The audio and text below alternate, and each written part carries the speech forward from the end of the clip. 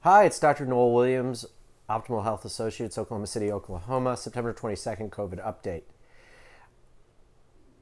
Sorry I haven't been doing as many lately. I've been busy with, well, one vacation, then I just took Hugo to college at University of Chicago. Go Maroons, or some name like that. But I think the important thing is we're going to be doing the updates very regularly again because something has changed, unfortunately. And it's the beginning of what I believe will be the second wave. Not that it's really abated that much over the course of the summer, but we're clearly escalating way up. And it's hard to anticipate that this is going to abate, and we're going to be going into a very difficult few months. So let's get ready and let's be positive and let's think about it. So let's go over the Oklahoma numbers. So right now, we're averaging about 1,000 cases a day, give or take a little. We've had about 7,000 cases in the last week. We've had, I think, about 82,000 cases total. We're at 964, 965 deaths or so. I think the important thing about all that is our case escalation is massive relative to our population.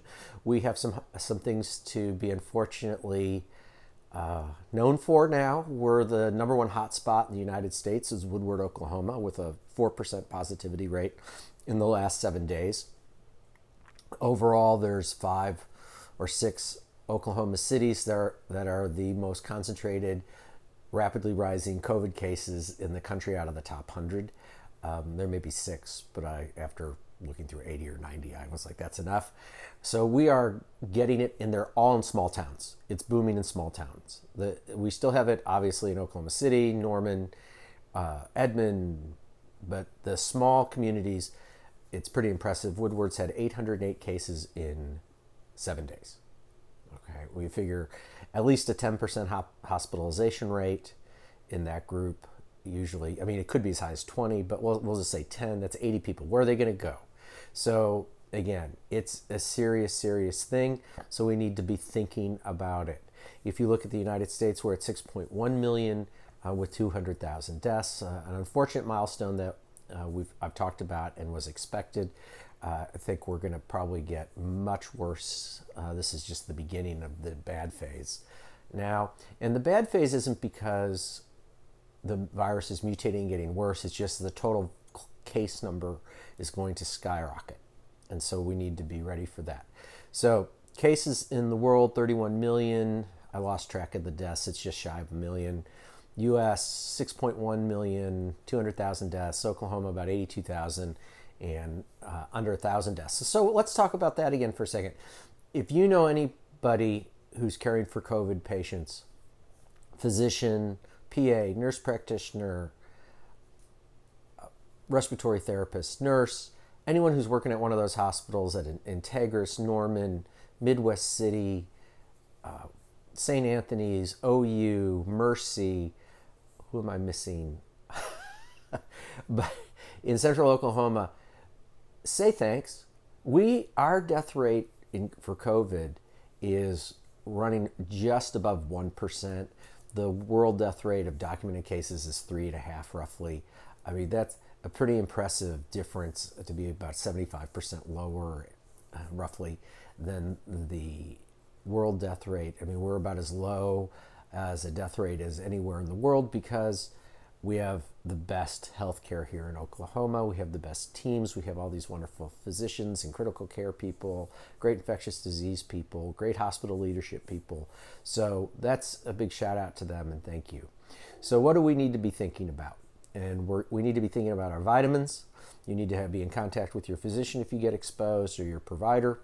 You need to be on your zinc, your melatonin, your vitamin D. Remember, people on vitamin D very seldom get hospitalized. There's some literature on that. We also need to be on our fish oil, and we need to be on our multivitamin. If you get sick, pulse your zinc like I've talked about a million times. I'll repost that written-wise. Pulse some vitamin C, do your elderberry, all the things we've talked about. Go back and review it. But you need to be on your vitamins. You need to be wearing your masks. You need to be using your hand sanitizer. You need to socially distance.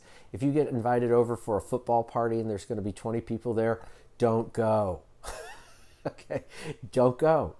You don't want, it's That's where you're going to get into trouble. It's when you take that mask off and you're in a house and everybody's yelling for the Bears. Not that a lot of people here would yell for the Bears like I would, but that's where there's going to be a problem. And so don't do it.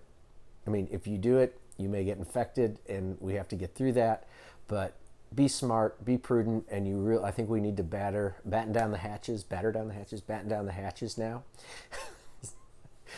So anyway, it's really important. It's really important. We can do this. The other thing I'd point out before I transition to a much more pleasant subject, which is immunity, is that, hey, be nice to people. I'm driving around, people cut you off now and don't let you in, and I'm like, what the heck? What happened to common courtesy when we're driving? We're Oklahomans. We're not from Chicago, where I am.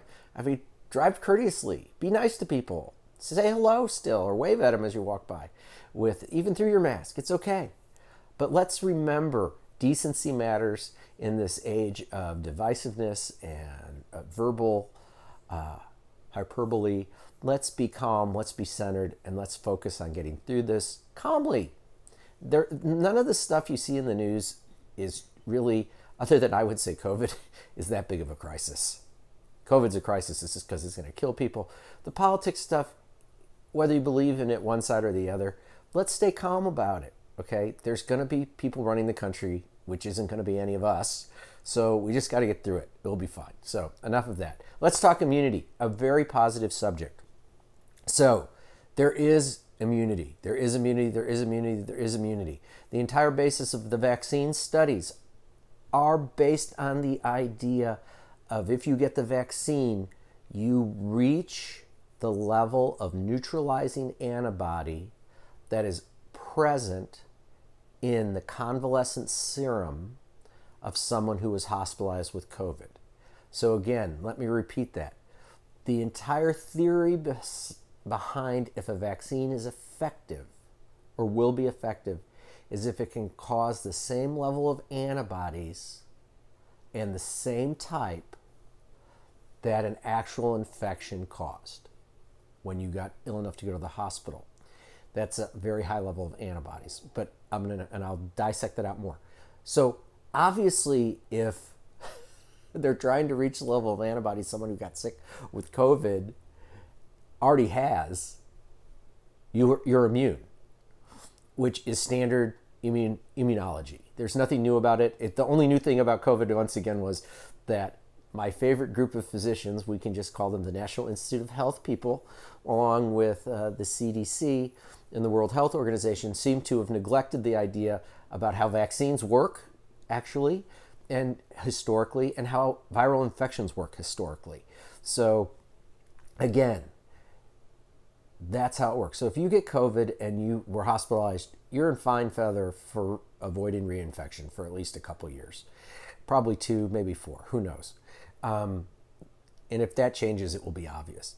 Number 2, we know that people who get symptomatically infected to a moderate level, but not all the way to hospital, which is severe, probably run between 95 and 100, and then I'm quoting studies, but roughly somewhere between 94 and 100% rate of those antibody levels of someone who was hospitalized.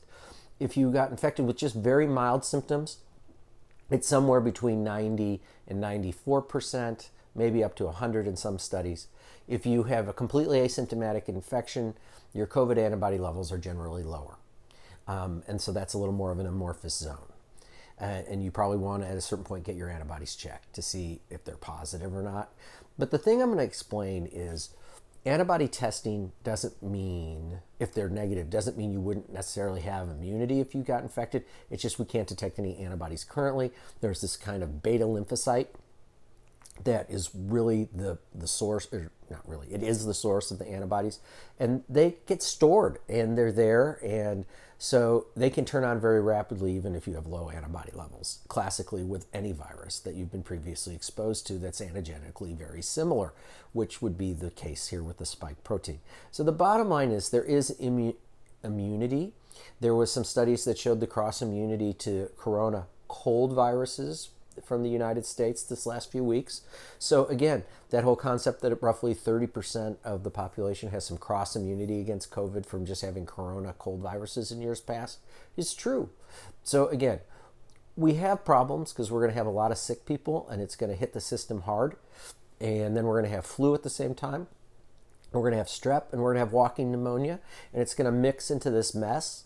But wearing the masks and washing your hands is really going to help prevent all of that. And then the good news is if once you get the COVID, if you get it, which most of us are probably going to get, you're going to have some immunity against it moving forward. Now, again, that may sound radical, but if that's not true, there's no vaccine would ever work. Because if you can't be immune, if you can't generate an immune response to an infection, then how are you going to make a vaccine that does? It's not going to happen. So I think that's good news. And in the study from September 2nd in the New England Journal of Medicine, as I mentioned before, they discussed very clearly that they were trying to plan for this antigenic original sin and make it so it wouldn't backfire and make you get more susceptible to COVID if you get the vaccine. I was very impressed with that, as I've mentioned before. And that's really the summary step. A, COVID in Oklahoma is booming. And remember, the cases are not including all these 18 to 23-year-olds who aren't getting tested at different colleges because they don't want their college to shut down. They're not getting sick. There isn't some huge pulse of students from any university going into the hospital. That is non-existent. I've talked to several hospital chief medical officers in the last few days. That's not happening, or at least they're not seeing it. But at the very least, there's tons of cases. It just happens to be more mature people like me at 56 and some people between 30 and 60 and then older people again. But some of these people were not sickly or unhealthy. It was the wrong thing at the wrong time and they've gotten ill. So again, we need to be careful, take your zinc, etc. Questions, Kim? Just a few. You haven't talked about probiotics and immune health. How do you feel about that? I think probiotics are beneficial because they can keep your inflammation down. And if they keep your inflammation down in your gut, then your immune system has more. Remember, all these systems, this is what we have to remember that people don't seem to recognize. These systems are finite. They're finite. That's why you can get, once you're sick, you can get more sick with another infection. So if your gut is more inflamed, probiotics can help decrease the inflammation. It can then mount a better response to another insult while it's not spending its energy against chronic inflammation from bad environment in the intestinal tract. That's just a chronic thing, though. I mean, probiotics are always going to be beneficial for heart disease prevention, gut health, etc. So somebody gave blood and their antibodies came back positive, but they never knew they were sick. Is there anything they need to do? No, they're golden. I mean, I don't know if they have complete immunity. If you have a positive COVID antibody test, chances are you have neutralizing antibodies. That's the whole thing. They know what those antibodies are. They put them in hamsters, and they've seen it inactivate the virus, and they've done it to several animal models. So, no, you have neutralizing antibodies. Now, is it enough to completely protect you? We don't know. Chances are it's still going to be helpful. If you have tested positive and you've recovered, and then you get exposed to someone else who tests positive, can you still spread it to others even if you don't get it again? No, you can't. If you have had COVID, and we believe the data that's coming out about the immunology, which I think is very, very true, if you get re-exposed, you're not going to get infected. And so I think the current guidelines are just to monitor for symptoms is, I believe, what it is for 14 days. But again, it's incredibly unlikely you would get reinfected or get reinfected symptomatically. I think is essentially 1 in 30 million right now, or it's 1 in 30 million in terms of rate of reinfection. And that one's still under investigation, and that person did not have any symptoms, nor did they have any actively secreting virus so far.